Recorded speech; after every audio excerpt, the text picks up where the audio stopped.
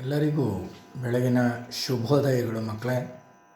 ನಾವು 10ನೇ ತರಗತಿಯ ವಾಸ್ತವ ಸಂಖ್ಯೆಗಳು ಅಂತಕ್ಕಂಥ ಪಾಠದ ಬಗ್ಗೆ ಹೋದ ತರಗತಿಯಲ್ಲಿ ಯೂಕ್ಲಿಡನ ಭಾಗಾಕಾರದ ಆಲ್ಗಾರಿದಮನ್ನು ಬಳಕೆ ಮಾಡಿಕೊಂಡು ನಾವು ಮಾಸಾಹವನ್ನು ಕಂಡುಹಿಡಿಯೋದು ಹೇಗೆ ಅಂತಕ್ಕಂಥದ್ದನ್ನು ನೋಡಿದ್ವಿ ಮಕ್ಕಳೇ. ಅದೇ ರೀತಿಯಾಗಿ ನಾವು ಅಂಕಗಣಿತದ ಮೂಲ ಪ್ರಮೇಯವನ್ನು ಕೂಡ ನೋಡಿದ್ವಿ. ಅದ್ರ ಬಗ್ಗೆ ಮತ್ತೊಂದಿಷ್ಟು ಮಾಹಿತಿಯನ್ನು ತಿಳ್ಕೊಳ್ಳೋಣ ಮಕ್ಕಳೇ. ಇಲ್ಲಿ ಅಂಕಗಣಿತದ ಮೂಲ ಪ್ರಮೇಯ ಏನು ಹೇಳುತ್ತೆ ಮಕ್ಕಳೇ, ಗಮನಿಸಿ ಮಕ್ಕಳೇ. ಅಂಕಗಣಿತದ ಮೂಲ ಪ್ರಮೇಯ ಈ ರೀತಿಯಾಗಿ ಹೇಳ್ತಾ ಇದೆ: ಪ್ರತಿಯೊಂದು ಸಂಯುಕ್ತ ಸಂಖ್ಯೆಯನ್ನು ಅವಿಭಾಜ್ಯಗಳ ಗುಣಲಬ್ಧವಾಗಿ ನಾವು ವ್ಯಕ್ತಪಡಿಸಬಹುದು, ಅಂದರೆ ಅಪವರ್ತಿಸಬಹುದು. ಮತ್ತು ಅಪವರ್ತಿಸುವಿಕೆಯು ಅವಿಭಾಜ್ಯ ಅಪವರ್ತನಗಳು ಘಟಿಸುವ ಕ್ರಮವನ್ನು ಹೊರತುಪಡಿಸಿ ಅನನ್ಯವಾಗಿರುತ್ತೆ ಅಂತಕ್ಕಂಥದ್ದನ್ನು ಹೇಳುತ್ತೆ ಮಕ್ಕಳೇ. ಒಂದು ಉದಾಹರಣೆಯನ್ನು ನಾವು ತಗೊಂಡು ಬರೆಯೋಣ ಮಕ್ಕಳೇ, ಆಗ ನಿಮಗೆ ಅದು ಸುಲಭವಾಗಿ ಅರ್ಥ ಆಗುತ್ತೆ ಮಕ್ಕಳೇ. ಹಾಗಾದರೆ ಒಂದು ಉದಾಹರಣೆಯನ್ನು ಬರ್ಕೊಳ್ಳೋಣ ಮಕ್ಕಳೇ. ಬರ್ಕೊಳ್ಳಿ. 6 ಮತ್ತು 20ರ ಲಾಸಾಹ ಮತ್ತು ಮಾಸಾಹವನ್ನು ಅವಿಭಾಜ್ಯ ಅಪವರ್ತನದಿಂದ ಕಂಡುಹಿಡಿಯಿರಿ ಅಂತ ಒಂದು ಉದಾಹರಣೆ ಲೆಕ್ಕವನ್ನು ನಾನು ತಗೊಳ್ತಾ ಇದ್ದೀನಿ ಮಕ್ಕಳೇ. ಇಲ್ಲಿ ಒಂದು ಉದಾಹರಣೆ ಲೆಕ್ಕವನ್ನು ತಗೊಳ್ಳೋಣ. 6 ಮತ್ತು 20ರ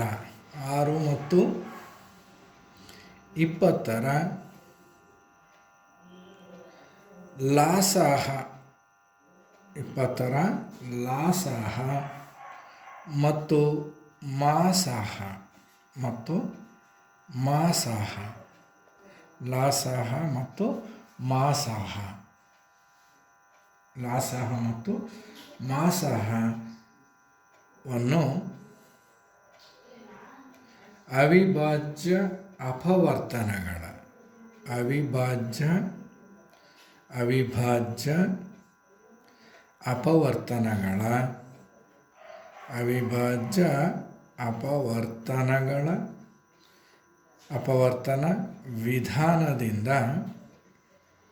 ವಿಧಾನದಿಂದ ಕಂಡುಹಿಡಿಯಿರಿ. 6 ಮತ್ತು 20ರ ಲಾಸಾಹ ಮತ್ತು ಮಾಸಾಹವನ್ನು ಅವಿಭಾಜ್ಯ ಅಪವರ್ತನ ವಿಧಾನದಿಂದ ಕಂಡುಹಿಡಿಯೋಣ ಮಕ್ಕಳೇ. ಹಾಗಾದರೆ ಹೇಗೆ ಬಿಡಿಸ್ಬೇಕು ನೋಡೋಣ. 6ರ ಅವಿಭಾಜ್ಯ ಅಪವರ್ತನಗಳನ್ನು ಬರೆಯೋಣ ಮಕ್ಕಳೇ. 6ರ ಅವಿಭಾಜ್ಯ ಅಪವರ್ತನಗಳು ಯಾವುದ್ಯಾವುದು ಮಕ್ಕಳೇ? 2 × 3, ಅಂದರೆ 2 ಒಂದು ಬಾರಿ ಇದೆ, 3 ಕೂಡ ಒಂದು ಬಾರಿ ಇದೆ. ಅದರಿಂದ 6 = 2 × 3. ಹಾಗೆ 20ನ್ನು ನಾನು ಏನಂತ ಬರೀಬೋದು ಮಕ್ಕಳೇ? 4 × 5 = 20. 4ನ್ನು ನಾನು 2ರ ಘಾತ 2 ಅಂತ ಹೇಳಿ ಬರಿಬೋದು. ಹಾಗೆ 5ರ ಘಾತ 1 ಅಂಥೇಳಿ ಬರಿಬೋದು ಅಲ್ವಾ ಮಕ್ಕಳೇ? ಯಾಕೆಂದರೆ 2ನ್ನು 2 2 4, 2ನ್ನು 2 ಸರಿ ಗುಣಿಸಿದ್ರೆ 4 ಆಗುತ್ತೆ. ಅಂದರೆ ಅದನ್ನು 2ರ ಘಾತ 2 ಅಂತ ಬರಿಬೋದು, 5ರ ಘಾತ 1. ಹಾಗಾದರೆ ನಾನು ಇಲ್ಲಿ ಸುಲಭವಾಗಿ ಮಾಸಾಹ ಮತ್ತು ಲಾಸಾಹವನ್ನು ಹಿಂದಿನ ತರಗತಿಯಲ್ಲಿ ನೀವೇನು ಕಲ್ತಿದ್ದೀರಿ ಅದೇ ರೀತಿಯಾಗಿ ನಾವು ಬರಿಬಹುದು ಮಕ್ಕಳೇ. ಹಾಗಾದರೆ ಮಾಸಾಹವನ್ನು ತಗೊಳ್ಳೋಣ ಮಕ್ಕಳೇ. ಮಾಸಾಹ ಯಾವುದರ ಮಾಸಾಹ ತಗೊಳ್ತಾ ಇದ್ದೀವಿ? 6 ಮತ್ತು 20ರ ಮಾಸಾಹ. 6 ಮತ್ತು 20ರ ಮಾಸಾಹವನ್ನು ನೀವು ಗಮನಿಸೋದಾದರೆ ಮಕ್ಕಳೇ, ಇವೆರಡರಲ್ಲೂ ಇರ್ತಕ್ಕಂಥದ್ದನ್ನು ನಾನು ಬರೀಬೇಕಾಗತ್ತೆ. ಎರಡರಲ್ಲೂ ಇರ್ತಕ್ಕಂಥದ್ದು 2. ಇದರಲ್ಲಿ ಅತಿ ಕಡಿಮೆ ಘಾತಾಂಕವನ್ನು ಹೊಂದಿರತಕ್ಕಂಥ ಸಂಖ್ಯೆ ಏನಿದೆ ಅದನ್ನು ನಾನು ಮಾಸಾಹ ಅಂತೇಳಿ ತಗೊಳ್ತೀನಿ. ಎರಡರಲ್ಲೂ ಇರಬೇಕು ಮತ್ತು ಅದರ ಘಾತ ಸೂಚಿ ಏನಾಗಿರಬೇಕು? ಕಡಿಮೆ ಇರಬೇಕು. ಹಾಗಾದ್ರೆ ಘಾತ ಸೂಚಿ ಕಡಿಮೆ ಅಂದರೆ 2ರ ಘಾತ 1. ಅದರಿಂದ 6 ಮತ್ತು 20ರ ಮಾಸಾಹ 2 ಆಗುತ್ತೆ ಮಕ್ಕಳೇ. 6 ಮತ್ತು 20ರ ಮಾಸಾಹ ಎಷ್ಟಾಗುತ್ತೆ ಮಕ್ಕಳೇ? 2. ಹಾಗಾದ್ರೆ ಲಾಸಾಹವನ್ನು ಬರೆಯೋಣ ಮಕ್ಕಳೇ. ಲಾಸಾಹ ಯಾವುದರ ಲಾಸಾಹ ನೀವು ಬರಿತಾ ಇರೋದು? 6 ಮತ್ತು 20ರ ಲಾಸಾಹ. ಎರಡರಲ್ಲೂ ಇರೋದನ್ನು ಫಸ್ಟ್ ಬರೆಯೋಣ ಮಕ್ಕಳೇ. ಎರಡರಲ್ಲೂ ಇರೋದು 2 ಇದೆ. ಅದರಲ್ಲಿ ಘಾತ ದೊಡ್ಡದು ಯಾವುದಿದೆ ಅದನ್ನು ಬರೀತೀನಿ ನಾನು. 2ರ ಘಾತ 2, 2ರ ಘಾತ 2. ನಂತರ ಒಂದರಲ್ಲಿದೆ, ಇನ್ನೊಂದರಲ್ಲಿ ಇಲ್ಲ, ಅದನ್ನು ಕೂಡ ನಾನು ಬರ್ಕೋಬೇಕು. 3 × 1 ಇಂಟು 5 × 1. ಅಲ್ಲಿಗೆ 2 × 2 ಅಂದರೆ 4, 4 3 12, 12 60. ಹಾಗಾದರೆ ಲಾಸ ಎಷ್ಟು ಮಕ್ಕಳೇ? 60. ಇಲ್ಲಿ ಗಮನಿಸ್ರಿ ಮಕ್ಕಳೇ, ದತ್ತ ಸಂಖ್ಯೆಯಲ್ಲಿ ಅತ್ಯಂತ ಕಡಿಮೆ ಘಾತವನ್ನು ಹೊಂದಿರತಕ್ಕಂಥ ಪ್ರತಿ ಸಾಮಾನ್ಯ ಅವಿಭಾಜ್ಯ ಅಪವರ್ತನಗಳ ಗುಣಲಬ್ಧವನ್ನು ನಾವೇನಂತ ಕರಿತಾ ಇದ್ದೀವಿ? ಮಾಸಾಹ ಅಂತೇಳಿ ಕರಿತೀವಿ. ಅಂದರೆ ದತ್ತ ಸಂಖ್ಯೆಯಲ್ಲಿ ಅತ್ಯಂತ ಕಡಿಮೆ ಘಾತ ಯಾವುದು ಹೊಂದಿರುತ್ತೆ, ಎರಡರಲ್ಲೂ ಸಾಮಾನ್ಯ ಅವಿಭಾಜ್ಯ ಏನಿರುತ್ತೆ ಅದನ್ನು ಮಾತ್ರ ಬರಿಬೇಕು. ಅದೇ ಲಾಸಹವನ್ನು ಬರೀತಕ್ಕಂಥ ಸಂದರ್ಭದಲ್ಲಿ ಏನು ಬರೆದ್ವಿ ಮಕ್ಕಳೇ? ದತ್ತ ಸಂಖ್ಯೆಯಲ್ಲಿ ಅತಿ ಹೆಚ್ಚಿನ ಘಾತವನ್ನು ಹೊಂದಿರತಕ್ಕಂಥ ಪ್ರತಿ ಅವಿಭಾಜ್ಯ ಸಂಖ್ಯೆಗಳ ಗುಣಲಬ್ಧವನ್ನು ನಾನು ಬರ್ಕೊಂಡಿದ್ದೀನಿ ಮಕ್ಕಳೇ. ಹಾಗಾದರೆ 2 × 1 ಇದೆ, 2 × 2 ಇದೆ, ಅತಿ ದೊಡ್ಡ ಘಾತ ಇದು. ಹಾಗೆ 3 × 1 ಇದೆ ದೊಡ್ಡದು, 5 × 1 ಇದೆ ದೊಡ್ಡದು. ಅದಿಷ್ಟನ್ನು ತೊಗೊಂಡು ಬರೆದ್ರೆ ನನಗೆ ಲಾಸಾಹ ಸಿಗುತ್ತೆ. ಅರ್ಥ ಆಯ್ತಲ್ಲ ಮಕ್ಕಳೇ? ಈ ಉದಾಹರಣೆಯಿಂದ ನಮಗೆ ಈ ರೀತಿಯಾಗಿ ಬರಿಬೋದು ಅಂತ ಅನಿಸುತ್ತೆ ಮಕ್ಕಳು. ಈ ರೀತಿಯಾಗಿ ಬರೆಯೋಣ ಮಕ್ಕಳೇ. ಬರೀರಿ ಮಕ್ಕಳೇ. ಯಾವುದೇ ವಾಸ್ತವವಾಗಿ ಯಾವುದೇ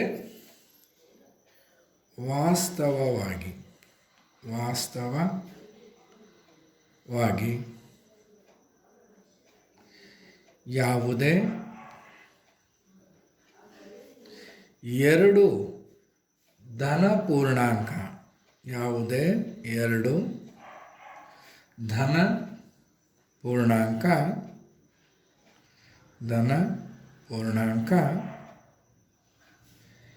ಎ ಮತ್ತು ಬಿಗಳಿಗೆ ಮಾಸಾಹ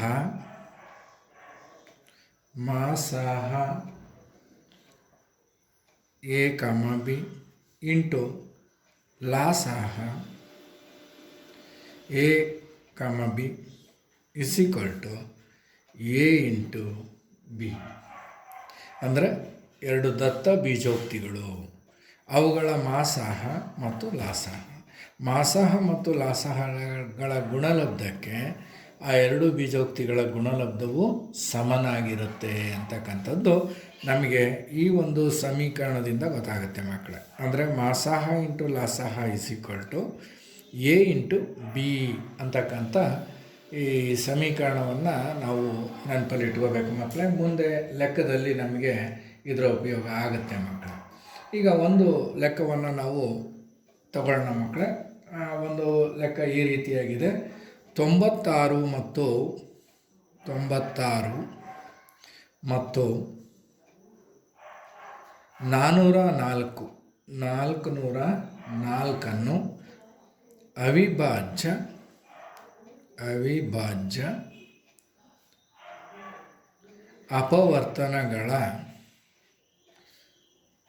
ಅವಿಭಾಜ್ಯ ಅಪವರ್ತನ ಗುಣಲಬ್ಧವಾಗಿ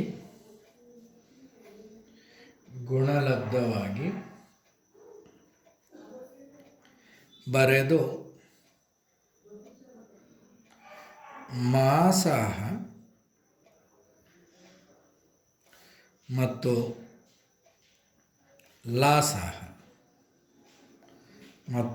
ಲಾಸಾಹ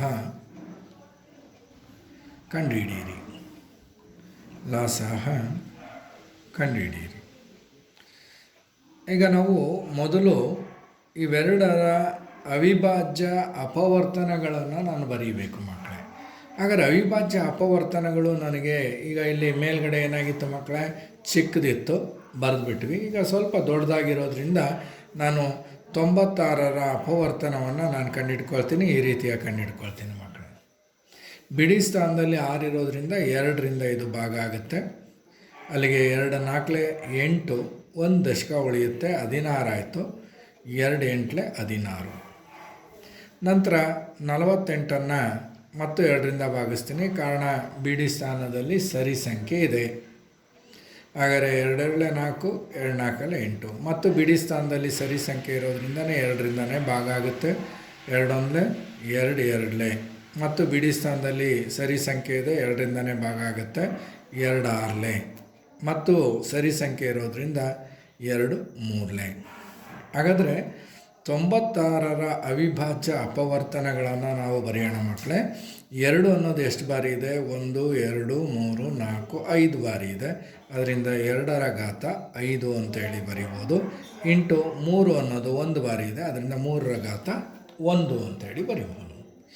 ಈಗ 404ರ ಅಪವರ್ತನಗಳನ್ನು ನಾವು ಕಂಡುಹಿಡ್ಕೊಳ್ಳೋಣ ಮಕ್ಕಳೇ. 404 ಇದು ಕೂಡ 2ರಿಂದನೇ ಭಾಗ ಆಗುತ್ತೆ, ಭಾಗಿಸೋಣ. 2 2 4 0, 2 2 4 ಮತ್ತು 2ರಿಂದ ಭಾಗ ಆಗುತ್ತೆ. 2 1 2 0, 2 1 2. 101 ಬಂತು ಮಕ್ಕಳೇ. 101 ಅನ್ನೋದು ಬೆಸ ಆಗಿರೋದ್ರಿಂದ ಇದು ಯಾವುದೇ ಸಂಖ್ಯೆಯಿಂದ ಇದು ಭಾಗ ಆಗೋದಿಲ್ಲ, ಅಲ್ಲಿಗೆ ನಿಲ್ಲಿಸ್ಕೊಳ್ಳೋಣ. ಹಾಗಾದರೆ 404ನ್ನು ನಾನು ಅದರ ಅವಿಭಾಜ್ಯ ಅಪವರ್ತನವಾಗಿ ಏನಂತ ಬರೀಬೋದು ಮಕ್ಕಳೇ? 2ರ ಘಾತ 2 ಇಂಟು 101 ಅಂತೇಳಿ ಬರ್ಕೋಬೋದು ಅಲ್ವಾ ಮಕ್ಕಳೇ? ಹಾಗಾದರೆ ನೀವು ಗಮನಿಸ್ಬೋದು 2ರ ಘಾತ 2 ಇಂಟು 101 ಅಂತೇಳಿ ಬರ್ಕೊಂಡಿದ್ದೀನಿ. ಅಂದರೆ 404ನ್ನು 2 ಇಂಟು 2 ಇಂಟು 101 ಅಂತೇಳಿ ಅವಿಭಾಜ್ಯ ಅಪವರ್ತನವಾಗಿ ಬರೀಬಹುದು. ಹಾಗಾದರೆ ಮಾಸಾಹವನ್ನು ಕಂಡುಹಿಡಿಯೋಣ ಮಕ್ಕಳೇ. ಮಾಸಾಹವನ್ನು ಹೇಗೆ ಕಂಡುಹಿಡಿತೀವಿ ಮಕ್ಕಳೇ? ಈಗಾಗಲೇ ನಿಮಗೆ ಗೊತ್ತಾಗಿದೆ. ಮಾಸಾಹವನ್ನು ನಾನು ಕಂಡುಹಿಡಿಬೇಕಾದ್ರೆ ಏನು ಮಾಡಬೇಕು? 2 ಸಂಖ್ಯೆಗಳ ಅಪವರ್ತನಗಳನ್ನು ಗಮನಿಸಬೇಕು. ಹಾಗಾದರೆ ಆ 2 ಸಂಖ್ಯೆಗಳಲ್ಲಿ ಅಪವರ್ತನವನ್ನು ಗಮನಿಸಿದಾಗ ಅತಿ ಕಡಿಮೆ ಘಾತವನ್ನು ಹೊಂದಿರಬೇಕು, ಜೊತೆಗೆ 2ರಲ್ಲೂ ಇರಬೇಕು, ಕೊಟ್ಟಂಥ ಸಂಖ್ಯೆ 2ರಲ್ಲೂ ಇರಬೇಕು ಅಂಥ ಒಂದು ಸಂಖ್ಯೆಯನ್ನು ನಾನು ಗಮನಿಸಬೇಕು. ಹಾಗಾದರೆ ಇಲ್ಲಿ 2ರ ಘಾತ 5 ಅಂತ ಇದೆ, ಇಲ್ಲಿ 2ರ ಘಾತ 2. ಅಂದರೆ 2 ಅನ್ನೋದು 96ರಲ್ಲೂ ಇದೆ, 404ರಲ್ಲೂ ಇದೆ. ಹಾಗಾಗಿ ಇದರಲ್ಲಿ ಅತಿ ಕಡಿಮೆ ಘಾತವನ್ನು ಹೊಂದಿರೋದು ಯಾವುದು ಮಕ್ಕಳೇ? 2ರ ಘಾತ 2. ಹಾಗಾದರೆ 2ರ ಘಾತ 2 ಅಂದರೆ 4. ಹಾಗಾದರೆ 96 ಮತ್ತು 404ರ ಮಾಸಾಹ ಎಷ್ಟಾಯಿತು ಮಕ್ಕಳೇ? 4 ಅಂತ ಆಯಿತು. ಈಗ ನಾವಿಲ್ಲೊಂದು ಸೂತ್ರವನ್ನು ಬರ್ಕೊಂಡಿದ್ದೀವಲ್ವ ಮಕ್ಕಳೇ? ಲಾಸಾಹವನ್ನು ಹಾಗೆ ಕಂಡುಹಿಡಿಬೋದು, ಅದ್ರ ಬದಲಾಗಿ ಇನ್ನೂ ಸರಳವಾಗಿ ಸ್ವಲ್ಪ ಕಂಡುಹಿಡಿಯೋಣ ಮಕ್ಕಳೇ ಈ ಸೂತ್ರ ಬಳಸಿ. ಹಾಗಾದರೆ ಮಾಸಾಹ, ಈ ಸೂತ್ರವನ್ನು ಬಳಸ್ತಾ ಇದ್ದೀನಿ ಮಕ್ಕಳೇ. ಮಾಸಾಹ ಯಾವುದ್ರದ್ದು? 96, 404ರ ಮಾಸಾಹ ಇಂಟು ಲಾಸಾಹ 96 into 404 into A into B. ಒಂದನ್ನು ಎ ಅಂದ್ಕೊಳ್ಳೋಣ, ಒಂದನ್ನು ಬಿ ಅಂದ್ಕೊಳ್ಳೋಣ. ಹಾಗಾದರೆ 96 ಇಂಟು 404. ಎ ಅನ್ನು ನಾನು 96 ಅಂದ್ಕೊಂಡಿದ್ದೀನಿ, ಬಿ ಅನ್ನು 404 ಅಂದ್ಕೊಂಡಿದ್ದೀನಿ. ಮಾಸಾಹ ಗೊತ್ತಿದೆ ಎಷ್ಟು ಮಕ್ಕಳೇ? 4 ಇಂಟು ಲಾಸಾಹ 96, 404. ಹಾಗಾದರೆ 96 ಇಂಟು 404 ಅಲ್ವಾ ಮಕ್ಕಳೇ? ಹಾಗಾದರೆ ಈ 4 ಗುಣಾಕಾರ ಇರೋದ್ರಿಂದ ಕೆಳಭಾಗಕ್ಕೆ ಬರುತ್ತೆ. ಹಾಗಾದರೆ ಲಾಸಾಹ ಯಾವುದರ ಲಾಸಾಹ ಮಕ್ಕಳೇ? 96, 404ರ ಮಾಸಾಹ 96 ಇಂಟು 404 ಡಿವೈಡೆಡ್ ಬೈ 4. 4ರಿಂದ ಇದನ್ನು ಹೊಡೆದಾಕೋಣ ಮಕ್ಕಳೇ. 96 ಇಂಟು 4ರಿಂದ ಹೊಡೆದಾಕಿದರೆ 101 ಆಯಿತು. ಅಲ್ಲಿಗೆ 96 ಅಂದರೆ 96, 96 ಅಂದರೆ 96. ಅಲ್ಲಿಗೆ 9696. 96 ಇಂಟು 101, ಅಲ್ಲಿಗೆ 96 ಇಂಟು 101 ಅಂದರೆ 9696. ಇದು ಮಾಸಾಹ ಆಯಿತು, ಲಾಸಾಹ ಆಯಿತು ಅಲ್ವಾ? ಅಂದರೆ 2ರಲ್ಲೂ ಅತಿ ಹೆಚ್ಚಿನ ಘಾತ ಇರೋದನ್ನು ಬರ್ಕೊಳ್ತೀವಿ ಲಾಸ ಬರಿಬೇಕಂದ್ರೆ. 2ರ ಘಾತ 5 ಇಂಟು 3 ಇಂಟು 101. ಮಾಸಹ ಬರಿಬೇಕಾದ್ರೆ ಎರಡರಲ್ಲೂ ಇರಬೇಕು, ಜೊತೆಗೆ ಕಡಿಮೆ ಘಾತವನ್ನು ಹೊಂದಿರತಕ್ಕಂಥ ಅವಿಭಾಜ್ಯ ಅಪವರ್ತನವನ್ನು ತಗೊಳ್ತೀವಿ. ಆದರೆ ಲಾಸಹವನ್ನು ಬರೀತಕ್ಕಂಥ ಸಂದರ್ಭದಲ್ಲಿ ಎರಡರಲ್ಲೂ ಇರೋದನ್ನು ತಗೊಳ್ತೀವಿ, ಅದರಲ್ಲಿ ಅತಿ ಹೆಚ್ಚಿನ ಘಾತ ಇರೋದನ್ನು ಬರಿತೀವಿ. ಒಂದರಲ್ಲಿದ್ದು ಇನ್ನೊಂದರಲ್ಲಿ ಇಲ್ಲ ಅಂದರೂ ಕೂಡ ಅದನ್ನು ನಾನು ಪರಿಗಣಿಸ್ತೀನಿ. ಆ ರೀತಿ ನಾವು ಮಾಡ್ಬೋದು. ಅಥವಾ ನಾವು ಈ ಸೂತ್ರವನ್ನು ಬಳಕೆ ಮಾಡಿಕೊಂಡು, ಯಾವ ಸೂತ್ರವನ್ನು, ಮಾಸಹ of A of B into ಲಾಸ್ of A of B is equal to A into B. ಅರ್ಥ ಆಯ್ತಲ್ಲ ಮಕ್ಕಳೇ? ಈಗ ಅಭ್ಯಾಸ 8.2ಕ್ಕೆ ಹೋಗೋಣ ಮಕ್ಕಳೇ. ಅಭ್ಯಾಸ 8.2. ಅಭ್ಯಾಸ 8.2ಕ್ಕೆ ಹೋಗ್ತಾ ಇದ್ದೀನಿ ಮಕ್ಕಳೇ. ಅಭ್ಯಾಸ 8.2. ಅಭ್ಯಾಸ 8.2 ಏನು ಹೇಳುತ್ತೆ ನೋಡೋಣ ಮಕ್ಕಳೇ. ಭಾಳ ಸರಳವಾದಂತಹ ಲೆಕ್ಕ ಇದೆ. ಕೆಳಗಿನ ಪ್ರತಿ ಸಂಖ್ಯೆಯನ್ನು, ಅಭ್ಯಾಸ 8.2 ಏನು ಹೇಳುತ್ತೆ, ಕೆಳಗಿನ ಪ್ರತಿ ಸಂಖ್ಯೆಯನ್ನು ಅದರ ಅವಿಭಾಜ್ಯ ಅಪವರ್ತನಗಳ ಗುಣಲಬ್ಧವಾಗಿ ವ್ಯಕ್ತಪಡಿಸಿ ಅಲ್ವಾ? ಹಾಗಾದರೆ ಇದು ಹೆಡ್ಡಿಂಗನ್ನು ನಾವು ನೋಡ್ತಾ ಇದ್ದೀವಿ. ಪ್ರತಿ ಸಂಖ್ಯೆಯನ್ನು ಅದರ ಅವಿಭಾಜ್ಯ ಅಪವರ್ತನಗಳ ಗುಣಲಬ್ಧವಾಗಿ ವ್ಯಕ್ತಪಡಿಸಬೇಕು ಅಂತ ಹೇಳ್ತಾ ಇದ್ದಾರೆ. ಹಾಗಾದರೆ ಒಂದು 3ನೇ ಲೆಕ್ಕವನ್ನು ನಾನು ತಗೊಳ್ತೀನಿ ಮಕ್ಕಳೇ. ಇನ್ನು ಉಳಿದಿದ್ದನ್ನು ನೀವು ಮಾಡಬೇಕು. 3825 ಅಂತ ಇದೆ ಮಕ್ಕಳೇ. 3825 ಇದರ ಅವಿಭಾಜ್ಯ ಅಪವರ್ತನಗಳನ್ನು ನಾವು ಈಗ ಕಂಡುಹಿಡ್ಕೊಳ್ಳೋಣ ಮಕ್ಕಳೇ. ಇದರ ಅವಿಭಾಜ್ಯ ಅಪವರ್ತನಗಳನ್ನು ನಾವು ಕಂಡುಹಿಡ್ಕೊಳ್ಳೋಣ. ಹಾಗಾದರೆ 3825ರ ಅವಿಭಾಜ್ಯ ಅಪವರ್ತನಗಳನ್ನು ಅಪವರ್ತಿಸುವ ವಿಧಾನದಿಂದ ಕಂಡುಹಿಡ್ಕೊಂಡ್ಬಿಡ್ತೀನಿ ನಾನು.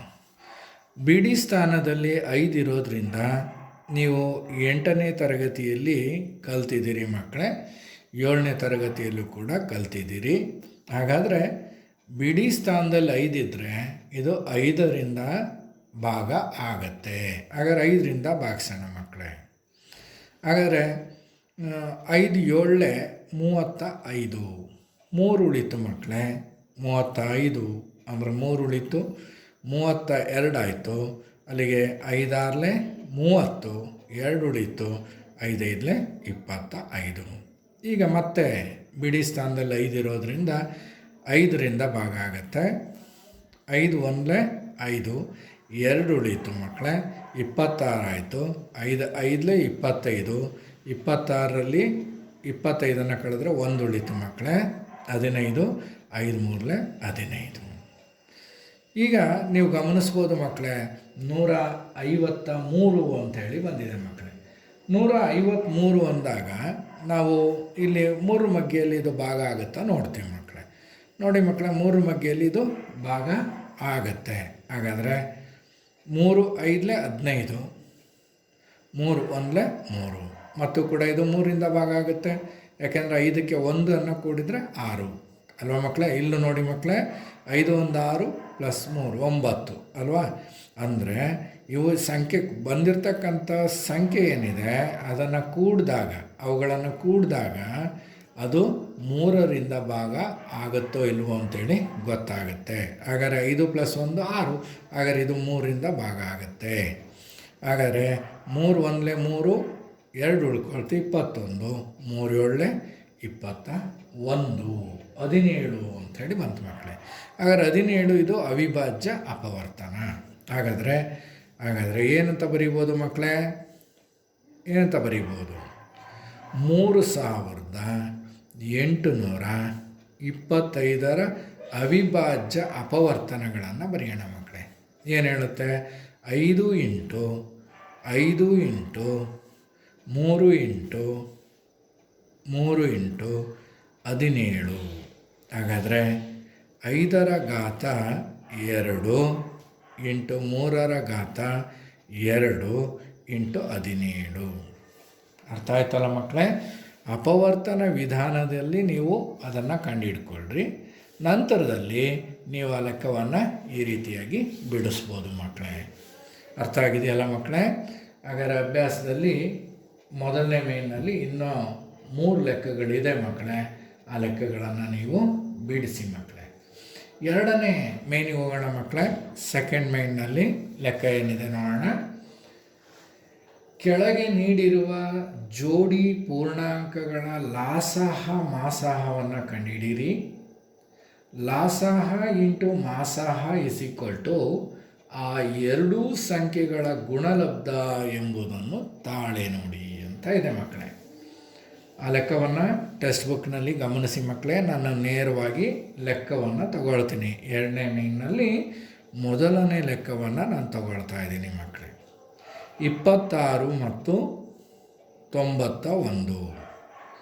26 ಮತ್ತು 91. ಇಲ್ಲಿ ನಾನು 26 ಮತ್ತು 91ರ ಅವಿಭಾಜ್ಯ ಅಪವರ್ತನಗಳನ್ನು ನಾನು ಮೊದಲು ಬರ್ಕೋಬೇಕು ಮಕ್ಕಳೇ. ಹಾಗಾದರೆ 26 ಮತ್ತು 91, ಮೊದಲು 26ನ್ನು ನಾವು ಕಂಡುಹಿಡ್ಕೊಳ್ಳೋಣ. 6 ಇರೋದ್ರಿಂದ 2ರಿಂದ ಭಾಗ ಆಗುತ್ತೆ. 2 1 2 3 13 ಅವಿಭಾಜ್ಯ ಸಂಖ್ಯೆ ಆಯಿತು. ಅದರಿಂದ 26ರ ಅವಿಭಾಜ್ಯ ಅಪವರ್ತನಗಳು ಯಾವುದು ಅಂದರೆ 26 ಇಸ್ ಈಕ್ವಲ್ ಟು 2 ಇಂಟು 13 ಆಯಿತು ಮಕ್ಕಳು. ನೆಕ್ಸ್ಟು 91ರ ಅವಿಭಾಜ್ಯ ಅಪವರ್ತನವನ್ನು ನಾವು ಕಂಡುಹಿಡ್ಕೊಳ್ಳೋಣ ಮಕ್ಕಳೇ. 91 3 ಮಗ್ಗೆಯಲ್ಲಿ ಭಾಗ ಆಗುತ್ತಾ ನೋಡಿ ಮಕ್ಕಳೇ. 3ಅನ್ನು ತಗೊಂಡಾಗ ನನಗೆ ಇದು ಭಾಗ ಆಗಲ್ಲ. ಅದರಿಂದ 7ಅನ್ನು ನಾನು ತಗೊಳ್ತೀನಿ. ಹಾಗಾದ್ರೆ 7 ಅಂದರೆ 7, 2 ಉಳ್ಕೊಳ್ತು. 7 3 21. ಹಾಗಾದ್ರೆ 7 ಇಂಟು 13 ಅಂತೇಳಿ ಬರಿಬೋದು ಮಕ್ಕಳೇ. ಹಾಗಾದರೆ ಮಾಸಹ ಯಾವುದರ ಮಾಸಹ? 26 ಮತ್ತು 91ರ ಮಾಸಹ. ಎರಡರಲ್ಲೂ ಇರೋದು ಯಾವುದು ಮಕ್ಕಳೇ?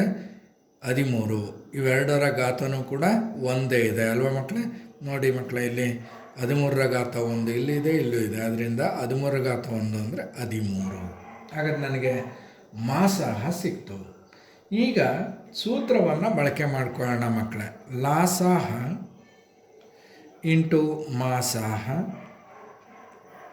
ಲಾಸಹ ಇಂಟು ಮಾಸಹ is equal to A into B ಅಂತ ಬರ್ಕೊಳ್ತೀನಿ ಮಕ್ಕಳೇ. ಹಾಗಾದರೆ ಇಲ್ಲಿ ನಾನು ಎ ಅಂದರೆ 26, ಬಿ ಅಂದರೆ 91 ಅಂತ ತೊಗೊಂಡಿದ್ದೀನಿ ಮಕ್ಕಳೇ. ಎ ಅಂದರೆ 26, ಬಿ ಅಂದರೆ 91 ಅಂತೇಳಿ ತೊಗೊಂಡಿದ್ದೀನಿ ಮಕ್ಕಳೇ. ಹಾಗಾದ್ರೆ ಲಾಸಹ ಕಂಡುಹಿಡಿಬೇಕು ನಾನು. ಲಾಸಹ ಹಾಗೇ ಇರಲಿ. ಮಾಸಹ ಗೊತ್ತಾಗಿದೆ. ಮಾಸ ಎಷ್ಟು ಮಕ್ಕಳೇ? 13 ಇಸ್ ಈಕ್ವಲ್ ಟು ಎ ಅಂದರೆ 26, ಬಿ ಅಂದರೆ 91. ಹಾಗಾದರೆ ಲಾಸಹ is equal to 26 into 91 divided by 13. ಹಾಗಾದ್ರೆ 13 1 13 7 91 ಅಂತ ಆಯಿತು ಅಲ್ವಾ ಮಕ್ಕಳೇ? ಈಗ ಇವೆರಡರ ಗುಣಲಬ್ಧವನ್ನು ಗುಣಿಸೋಣ ಮಕ್ಕಳೇ. ಅಂದರೆ 26 ಇಂಟು 7, ಅಲ್ಲಿಗೆ 7 6 42, 4 ಉಳಿತು. 7 2 14 + 4 18. ಹಾಗಾದ್ರೆ ಲಾಸ ಎಷ್ಟು ಮಕ್ಕಳೇ? 182. ಹಾಗಾದರೆ ಲಾಸ ಏನು ಮಕ್ಕಳೇ? 182.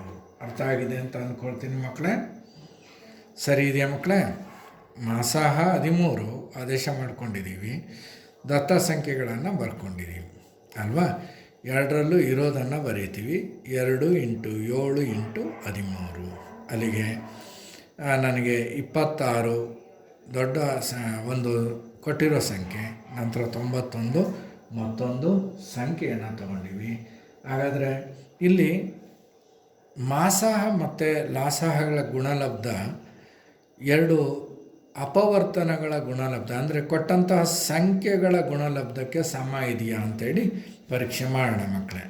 ಈಗ ಇವೆರಡು ಸಮ ಅಂತ ನಾನು ತೋರಿಸ್ಬೇಕು. ಹಾಗಾದರೆ ಲಾಸಾಹ ಇಂಟು ಮಾಸಾಹ, ಲಾಸಾಹ ಇಂಟು ಮಾಸಾಹ ಈಸ್ ಈಕ್ವಲ್ ಟು 182 ಇಂಟು ಮಾಸ ಎಷ್ಟು ಮಕ್ಕಳೇ 13. ಅಲ್ಲಿಗೆ ಇದರ ಗುಣಲಬ್ಧ ನನಗೇನು ಬರುತ್ತೆ ಮಕ್ಕಳೇ 2366 ಬರುತ್ತೆ ಮಕ್ಕಳೇ. 13 26, 2 ದಶಕ ಉಳಿಯುತ್ತೆ. 13 8 104, 104 ಪ್ಲಸ್ 2 106, ಅಲ್ಲಿಗೆ 10 ಉಳ್ಕೊಳ್ಳುತ್ತೆ. 13 ಅಂದರೆ 13, 13ಕ್ಕೆ 10 ಕೂಡಿದರೆ 23, 2366 ಲಾಸಾಹ ಮತ್ತು ಮಾಸಾಹಗಳ ಗುಣಲಬ್ಧ. ಹಾಗೆ ಎ ಇಂಟು ಬಿ ಇದರ ಗುಣಲಬ್ಧ ಏನಾಗುತ್ತೆ? ಎ ಎಷ್ಟು 26, ಬಿ ಎಷ್ಟು ಮಕ್ಕಳೇ 91. ಇದನ್ನು ಗುಣಿಸಿದರೂ ಕೂಡ ನನಗೆ 2366 ಬರುತ್ತೆ. 2366 ಬರುತ್ತೆ. ಇದರಿಂದ ನಮಗೇನು ಗೊತ್ತಾಗುತ್ತೆ? ಲಾಸಾಹ ಇಂಟು ಮಾಸಾಹ is equal to A into ಬಿಗೆ ಸಮ ಅಂತ ಹೇಳಿದ್ದು ನನಗೆ ಗೊತ್ತಾಗ್ತದೆ. ಹಾಗಾದರೆ ಇಲ್ಲಿ ಏನು ಕೇಳಿದ್ರು ಮಕ್ಕಳೇ? ಲಾಸಾಹ ಇಂಟು ಮಾಸಾಹ ಇಸ್ ಈಕ್ವಲ್ ಟು ಆ ಎರಡೂ ಸಂಖ್ಯೆಗಳ ಗುಣಲಬ್ಧ ಎಂಬುದನ್ನು ತಾಳೆ ನೋಡಿ ಅಂತ. ಹಾಗಾದರೆ ತಾಳೆ ನೋಡಿದ್ದೀವಿ, ಅವೆರಡು ಸಮ ಇದೆ, ಅರ್ಥ ಆಯ್ತಲ್ಲ ಮಕ್ಕಳೇ? ಹಾಗಾದರೆ ಮೂರನೇ ಮೇನಿಗೆ ಹೋಗೋಣ ಮಕ್ಕಳೇ. ಮೂರನೇ ಮೇನಲ್ಲಿ ಒಂದು ಲೆಕ್ಕ ನೋಡೋಣ. ಕೆಳಗಿನ ಪೂರ್ಣಾಂಕಗಳ ಲಾಸಾಹ ಮತ್ತು ಮಾಸಾಹವನ್ನು ಅವಿಭಾಜ್ಯ ಅಪವರ್ತನ ವಿಧಾನದಿಂದ ಕಂಡುಹಿಡಿಯಿರಿ. ಈಗಾಗಲೇ ನಾವು ಮೇಲ್ಗಡೆ ಲೆಕ್ಕಗಳನ್ನು ಸಾಕಷ್ಟು ಮಾಡಿದ್ದೀವಿ ಮಕ್ಕಳೇ. ಆ ಲೆಕ್ಕವನ್ನು ನೀವು ಮೂರನೇ ಮೇಲಿನ ಲೆಕ್ಕಗಳನ್ನು ನೀವೇ ಮಾಡಬೇಕು ಮಕ್ಕಳೇ, ನೀವೇ ಮಾಡಿ. ಈಗ ನಾನು 5ನೇ ಮೇನಿಗೆ ಹೋಗ್ತಾ ಇದ್ದೀನಿ ಮಕ್ಕಳೇ. 4ನೇ ಮೇನಲ್ಲೂ ಕೂಡ ಭಾಳ ಸರಳವಾಗಿದೆ ಅದು. 4ನೇ ಮೇನು ಏನಿದೆ?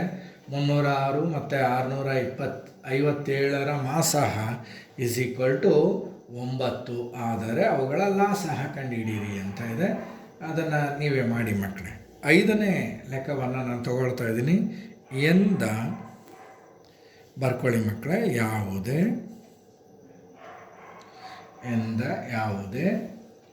ಬೆಲೆಗೆ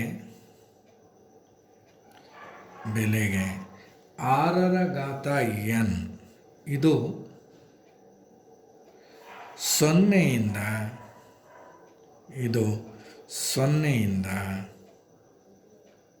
ಕೊನೆಗೊಳ್ಳುವುದೇ. ಇದು 0ಯಿಂದ ಕೊನೆಗೊಳ್ಳುವುದೇ. ಲೆಕ್ಕ ಬರ್ಕೊಳ್ಳಿ ಮಕ್ಕಳೇ. ಗೊಳ್ಳುವುದೇ ಪರೀಕ್ಷಿಸಿ.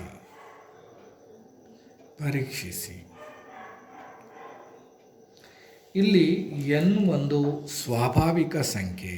ಇಲ್ಲಿ n ಒಂದು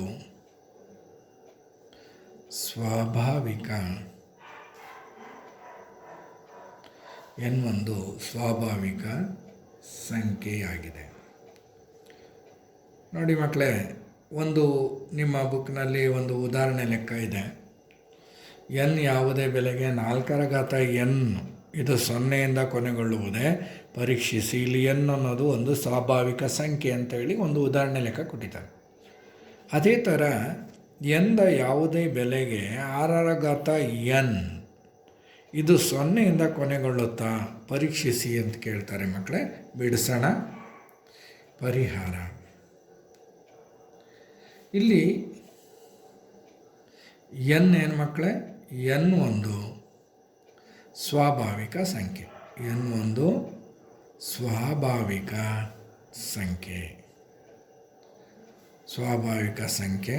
ಆಗಿದೆ. ಅವರೇ ಕೊಟ್ಬಿಟ್ಟಿದ್ದಾರೆ.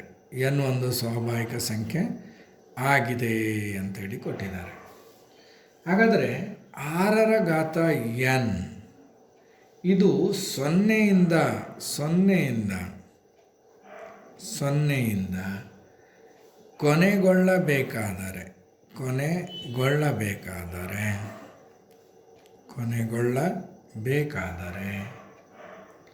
ಅದು 5ರಿಂದ ಭಾಗವಾಗಬೇಕು.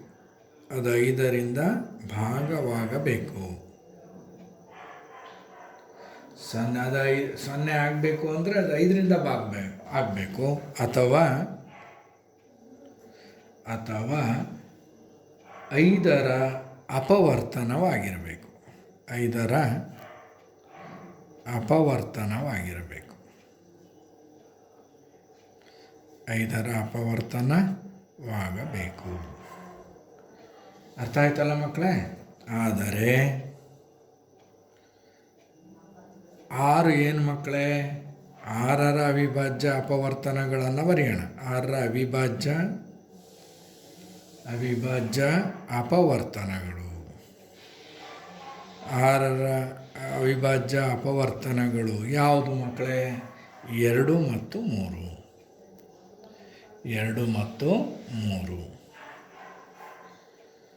ಆಗಿದೆ. ಆದ್ದರಿಂದ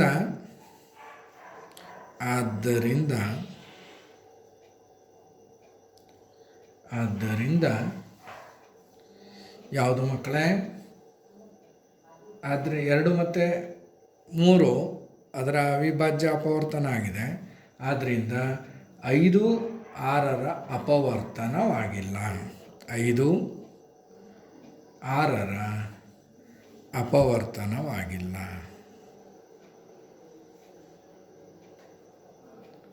ಎರಡು ಅಪವರ್ತನ ಅಲ್ವಾ ಮಕ್ಕಳೇ? ಹಾಗಾದರೆ 6ರ ಘಾತ n = 2 × 3ರ ಘಾತ n ಅಲ್ವಾ ಮಕ್ಕಳೇ? ಅಥವಾ ಇಂಪ್ಲಾಯ್ಸ್ 6ರ ಘಾತ n ಇದರ ಅವಿಭಾಜ್ಯ. 6ರ ಘಾತ n ಇದರ ಅವಿಭಾಜ್ಯ ಅಪವರ್ತನಗಳಲ್ಲಿ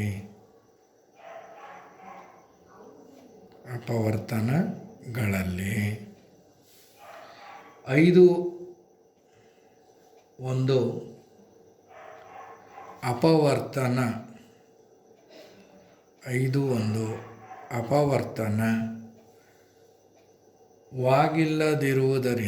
ಅಪವರ್ತನವಾಗಿಲ್ಲದಿರುವುದರಿಂದ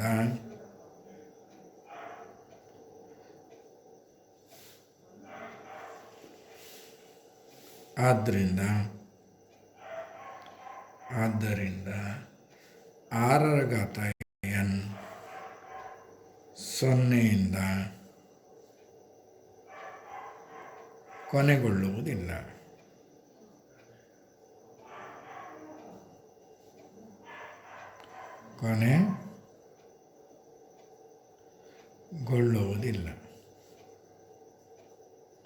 ಹಾಗಾದರೆ 6ರ ಘಾತ n ಕೊನೆಗೊಳ್ಳಬೇಕು ಅಂದರೆ ನಾವು ಈ ರೀತಿಯಾಗಿ ಮಾಡಬೇಕು ಅಲ್ವ ಮಕ್ಕಳೇ? ಮತ್ತೊಂದು ಲೆಕ್ಕವನ್ನು ನೋಡೋಣ ಮಕ್ಕಳೇ. ಇನ್ನು 6ನೇ ಲೆಕ್ಕವನ್ನು ಗಮನಿಸಿ ಮಕ್ಕಳು. ಏನು ಹೇಳುತ್ತೆ? 6ನೇ ಲೆಕ್ಕವನ್ನು ನೀವು ಗಮನಿಸಿದಾಗ 7 × 11 × 13 + 13 ಮತ್ತು 7 × 6 × 5 × 4 × 3 × 2 × 1 + 5 ಇವು ಸಂಯುಕ್ತ ಸಂಖ್ಯೆಗಳಾಗಿವೆ.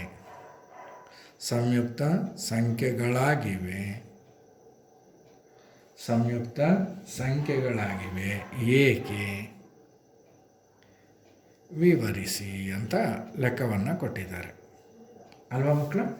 ಹಾಗಾದರೆ 7 × 11 × 13 + 13 ಇಲ್ಲಿ ಇದನ್ನು ಗಮನಿಸಿ ಮಕ್ಕಳೇ. 2ರಲ್ಲೂ 13 ಇದೆ. 13 ನಾನು ಹೊರಗಡೆ ತಗೊಳ್ತೀನಿ. ಅಲ್ಲಿಗೆ 7 ಇಂಟು 11 ಪ್ಲಸ್ 1 ಅಂತ ಆಯಿತು ಮಕ್ಕಳೇ. ಅಲ್ವಾ ಮಕ್ಕಳೇ? ಹಾಗಾದರೆ ಇದನ್ನು ನಾನು ಈ ರೀತಿ ಬರೀಬೋದಾ ಮಕ್ಕಳೇ? 13 into 77 plus 1 is equal to 13 into 78. ಹಾಗಾದರೆ 13 ಅವಿಭಾಜ್ಯ ಸಂಖ್ಯೆ 78 ನಾನು 2 ಇಂಟು 3 ಇಂಟು 13 ಅಂತೇಳಿ ಬರಿಬೋದು. ಹಾಗಾದರೆ 2 ಅಥವಾ 2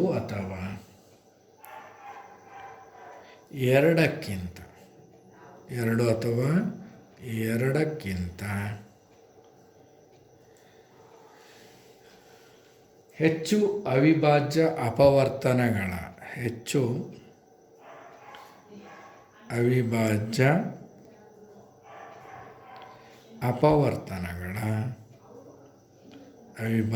ಅಪವರ್ತನಗಳ ಗುಣಲಬ್ಧವಾಗಿ ಅಥವಾ ಗುಣಲಬ್ಧವು ಒಂದು ಸಂಯುಕ್ತ ಸಂಖ್ಯೆಯಾಗಿದೆ.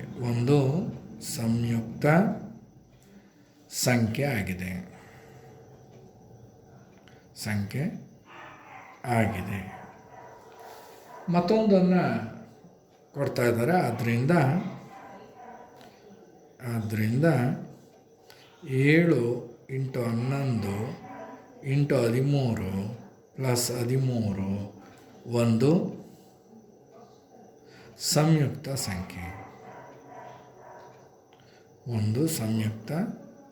ಸಂಖ್ಯೆ.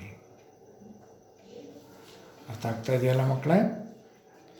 ಹಾಗಾದರೆ 7 into 6 into 5 into 4 into 3 into 2 into 1 plus 5.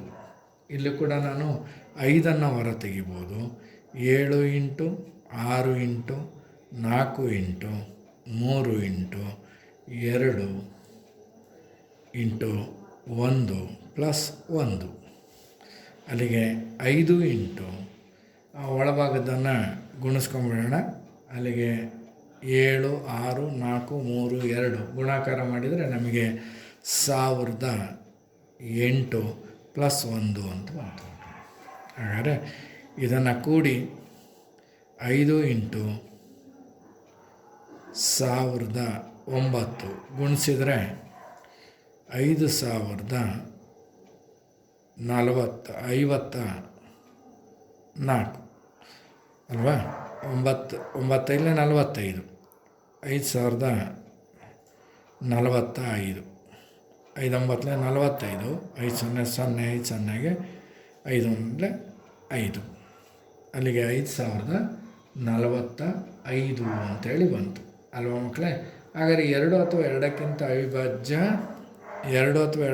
ಹೆಚ್ಚಿನ ಅವಿಭಾಜ್ಯ ಸಂಖ್ಯೆಗಳನ್ನು ಇದು ಹೊಂದಿದೆ ಅಲ್ವಾ? ಇದು 109 ಹೊಂದಿದೆ. ಆದ್ದರಿಂದ